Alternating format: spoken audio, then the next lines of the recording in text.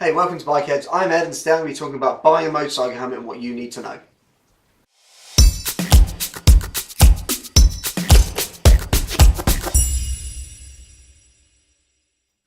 Okay, so the first thing you need to know when buying a helmet, you need to be looking at the standard the helmet comes with. Over in the UK, we're still run by European standards, so you're looking at EC 20205. That's the current standard helmet standard within the UK. What you don't want to be looking for is dots and L, stuff like that. They're not relevant to a UK market. The other thing you'll see and hear about quite a lot is the gold approval, the ACU gold. So just grab this SR2 here, you'll see on the back you've got your ACU gold sticker. That is solely there for the purpose of racing. It's got nothing to do with safety on the road, nothing to do with standards. It's there, so it's a race helmet. So if you're racing, track daying, you'll need to have that. If you're on the road, you won't. So it's just EC 20205 we're looking at. That's always found just on the strap. There'll be a white label on the strap area here that'll have the EC 20205 markings. A couple other quick things about EC 20205. There's three different types. Generally, you've got the Jet, which would be this one. You've got P, so it's got J, sorry, on the strap. It's got P on the strap, that means protective, it means you're getting a full face helmet. It's got J and P, it means you can run it as either an open face or a full face. So that gives you the three main options that are available in the market today. Second thing I would suggest, once you know your supplier's got proper EC 20205 helmets, you're not buying something from the States or somewhere like that, get into your local shop and get fitted out by a professional. So the guys in the shop are experienced, they've been trained by the manufacturers, they're going to want to fit a helmet properly, nice and tight on the cheek pads, plenty of room around the forehead and around the back, but tight on the cheek pads to grasp your face. So it's really important, get in your local store if you don't know what you're buying, and you haven't bought that specific helmet before, try them all on. They all fit differently, you might think you're a medium, you're probably going to be a large in some other shells. So get down your local shop, try a load on, get the one that fits you best. It's the most important thing. If the helmet doesn't fit you, it's not going to protect you, it's going to be uncomfortable with riding, you're going to get lift, you're going to get noise, all those things are a problem. So get fitted out properly. Okay, so the third thing you need to look for, once you've got your fit sorted out, you want to be looking at your shell types. So you're on polycarbonate as your standard shell, that's what your basic level helmets are made of. That's generally going to be the cheapest type because it's the easiest to produce. It's not the safest, however. Then you're going up to fiberglass, then you're going up to carbon as well. So fiberglass and carbon at the top, fiberglass composite shells are at the top with carbon. Poly is sort of plastic shells, high production, so you're getting a very cheap quality helmet, but they are still passing EC 20205, perfectly good enough, they're just bringing the price point down. So it tends to be sub £150, you're looking at the polycarbonate type product. Once you go over that sort of price point, you're probably looking more at a fiberglass carbon type helmet. Benefits of those are, you're getting a lighter shell, it's going to be a stronger shell, disperses energy better in a crash than the plastics, and they tend to have better features to be slightly better made. So all the racers, all your Schubert SR2s for example, all the high-end helmets are all made of composite materials. So if you haven't got the budget to be stretching or you're just starting out, maybe the plastic polycarbonate helmet's going to be better for you. Going up to the top end, fiberglass and carbon, have a look at those. Lighter weight, more features, better built, all those type of things. Okay, so let's move on to the visors. Now believe it or not, there are different types of exterior visors on helmets. Just on the exterior at the moment, you've got two different grades. EC 20205 allows an optical class 1 and optical class 2 visor. On a premium helmet at the higher end, so you're probably talking £300 plus, you're probably going to get an optical class 1 visor. That means there's no deformities within the visor. Optical class 2 allows some deformities, so you might get a bit of lens flare when you're getting a light on it, all that sort of thing. So you're just getting a bit of a better clarity, a bit more HD compared to standard definition when you're getting an optical class 1 visor on a higher end helmet. So aside from those, just quickly on the exterior visor as well, have a look at the mechanism, how easy it is to take on and off. The guy in the shop will be able to show you. Pretty straightforward on most helmets now. Things like this race helmet SR2 need a bit more instruction, but once you've got it, it's still very, very easy to take off.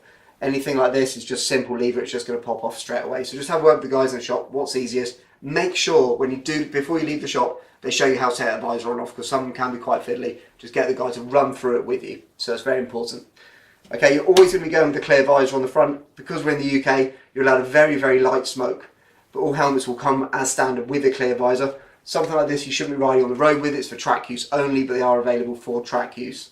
But as I say, in the UK, these aren't legal. Clear ones and light smokes are, so just keep an eye on that when you go in the shop. If you're worried about it, speak to the guys in the store, they'll talk you through it.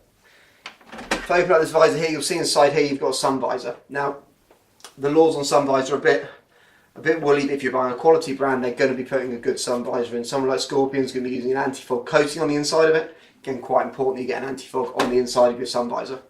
So just have a word, see how the visor comes down. Sometimes I'll put it on the top of the helmet. I prefer it on the side here so it's easier to reach with a gloved hand. So it's just there, roll it down. If it's on top, it can be a bit fiddly when you're riding, but again, have a go, have a play, get the one that fits you right, and just see if the sun visor suits your use. Not all helmets have a sun visor. Something like, again, the SR2 here is going to be a full race helmet. You'd run a dark visor when it's sunny and a clear visor when it's light. You don't need an internal sun visor on that sort of helmet. Quite a lot of the other helmets on the market wouldn't have an internal sun visor. Some people like them, some people don't. Try them out again, see what you think. So, next point I'm going to talk about quickly is straps. There's two types of straps in the motorcycle world. Double D-ring, something like you again get on this SR2 race helmet. So it's the lightest way to have a strap, obviously. It's got the least componentry, and you have to have that again for racing. So you are going racing, you're going to want a double D strap. Infinitely adjustable, very simple, but if you haven't used one before, it can take a bit of getting used to. So, second type of strap you're going to be showing you is the micro lock strap built into this helmet. So as you can see, you've got a simple pull mechanism here. It just pulls out, and then to adjust it, you just slide it back in. So it simply goes in a little bit like a seat belt, but it's on a ratchet, so you can adjust the strap infinitely. Again, you've got loads of adjustment on it, and that's going to be built on more of your touring type helmets as opposed to that system, which is going to be more of a race type setup. So that's your two type strap. This is a bit more bulky, that's a bit lighter weight, that's a little bit easier to use, that one takes a bit more work. So there are pluses and minuses to both. Just depends which one you prefer personally. Okay, next section we do is comms really quickly.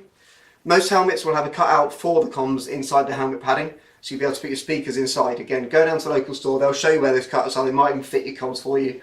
You can put a block on the outside of the helmet, which will sit here. You run your boom mic inside, and then your speakers go inside. Bluetooth levels all the way up to the current Bluetooth standards. There's loads of Bluetooth kits you can buy. Sits on the outside. The negative to that, of course, is you've got a box on the outside of your helmet that can cause rotational force if you have a crash, or it can reduce the aerodynamics and the aeroacoustics of your helmet. So something like this one here, there's a couple of helmets on the market with this system. A couple of cutouts at the bottom, they just slot straight in there. Well, battery goes in one side, and your Bluetooth unit goes in the other side. You've got nothing on the outside of the helmet. The speakers and the mics come as standard. There's a couple of helmets on the market that will do that. Have a word with the guys in the shop. If you want it inside the helmet, something like that's going to work better for you. Finally, for those guys with glasses out there, just want to have a word again. Bring your glasses along with you. All the different types you're going to use. Sometimes you get the one with metal frames that bend.